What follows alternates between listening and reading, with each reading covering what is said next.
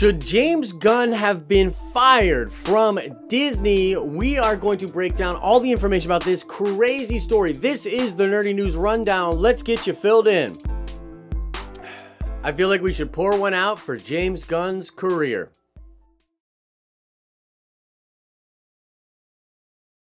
Before we get into the story, real quick show notes. The new Den of Nerds crew and myself are going to be breaking down all the trailers from Comic-Con, talking about the winners of San Diego Comic-Con 2018. That will be going down later tonight. Make sure you check back for all of that. Now let's get into this. You've probably heard about this story. It hung over Comic-Con like a dark cloud. It actually happened right before San Diego Comic-Con. There are three basic things that happen in this story, and they happen so quickly that most people miss them. So, Number one, James Gunn was indeed targeted by members of the alt-right. He does a lot of white knighting on Twitter, which we'll come back to that point in just a minute here. But apparently this alt-right group went into his tweets.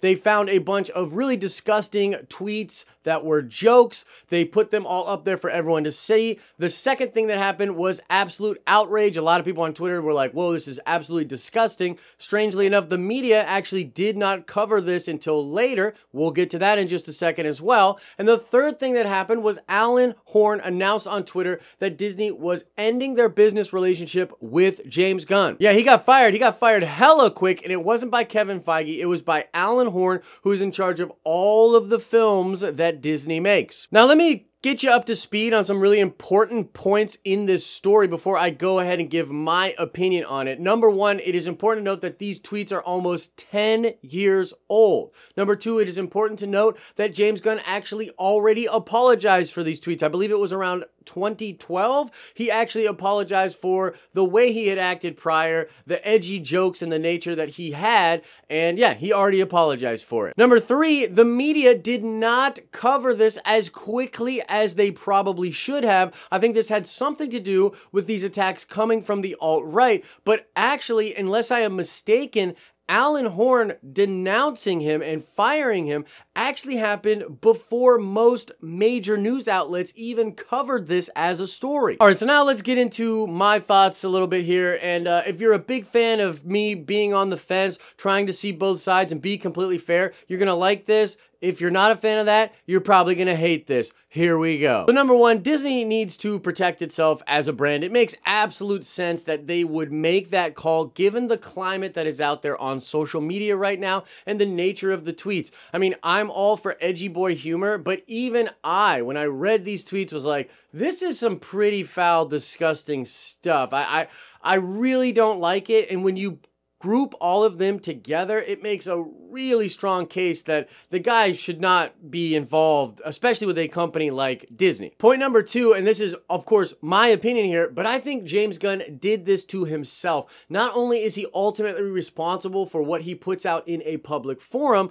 but he was so constantly white knighting and chastising people online that don't politically align with him that it was natural for someone to try to take a shot and try to show that he's actually not as holier than thou as he proposes. This is something that goes on in Hollywood a lot, and we're seeing this really weird Twitter and social media culture right now where they will cannibalize themselves in the effort to still look holy. And the court of public opinion is brutal these days. At the end of the day, Alan Horn fired James Gunn not because of the tweets themselves, but because of the response that the tweets got online. My last takeaway from this is that it is an object lesson in what is going on with tribalism and groupthink when it comes to social media. A lot of very interesting stuff is happening right now. Dave Batista is very outspoken online about how wrong this is, how much he hates what is going on here. I mean, Michael Rooker quit Twitter because of this,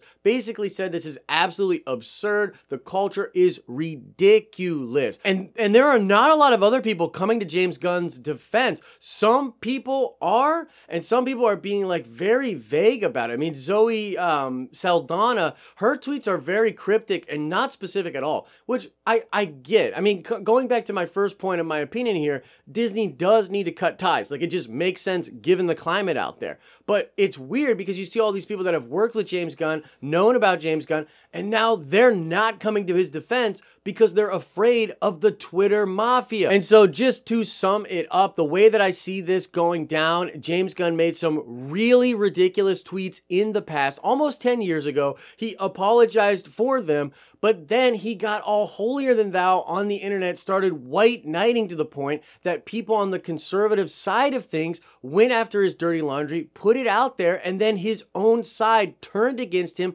and cannibalized him. I mean, it could be possible that his career is completely over. All right, very last thing that I want to say here, and then I'm going to get off of this video. This is not a fun topic to talk about, but I felt like it was important. A lot of people had hit me up asking my opinion, so this is it. But the last thing I want to say is that Alan Horn's statement on Twitter is bullshit. He claims that these tweets were just recently discovered. There's no way that that's true. James Gunn, first of all, apologized for them already, but Disney is a huge company, and when they invest in someone, they vet them. So you think they would look at the Twitter feed and look for things like this. So ultimately, it falls on Disney for hiring this guy, and now they're trying to sort of distance themselves from it, saying that they had no idea. That's just simply not true. So that's the news out there and a little bit of my opinion. I'm really curious what people think about this. Hit us up in the comment section, whether you're watching this on Facebook or YouTube or wherever. Make sure you chime in. I really want to know what people think about this. This is a very complicated issue. It's got layers to it. I mean, on the surface, it makes sense. I think James did it to himself, but the most important takeaway from me is just how crazy the social media environment is right now. It is not healthy. That's going to do it for today's show. Make sure you follow us, like, subscribe, do whatever those things are that, you got to do. As I always say, I hope you're having an awesome and nerdy day, and I'll see you in the next video.